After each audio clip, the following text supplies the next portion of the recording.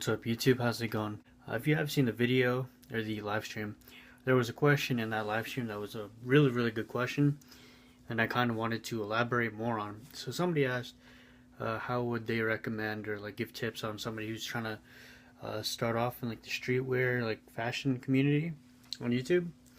And a lot of those dudes brought up really good points. I think that like number one, it's just really like intimidating having like a smaller channel and feeling that like you're not going to get anywhere, you know, because you have like you won't be able to like get noticed by those bigger channels and stuff like that, or like, you know what I mean, like you're not going to grow and get their attention.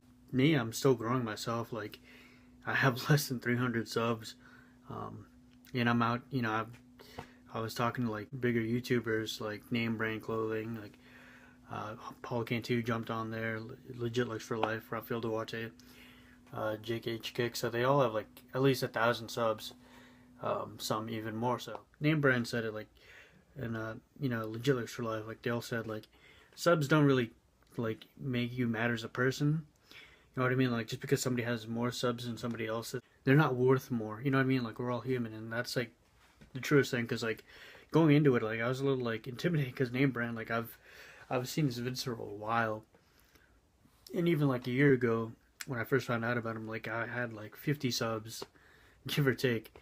And if somebody would have told me that I would like a year from now, a year from then, I would have been like any live chat with him, I would have been like, yeah, no way. But it was crazy because during the live chat, like it just felt like I was talking to like one of my friends, you know, like it was like no big deal, you know, even like Paul Cantu, like it was just like, you know, nothing.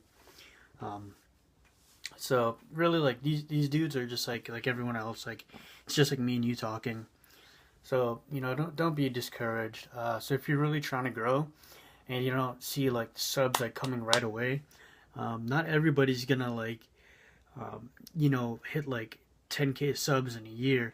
Like if you do, that's great. But you know, I think that just starting out with goals that are actually attainable to you, just start there. You know what I mean? Start with like 50 subs, then 100, then 200, you know what I mean? So like me myself, like my yearly goal is 1,000, but like my half year, like my more attainable one is at least 500. But for the whole year, like I'm gonna say in like 6 months I want to have at least 500.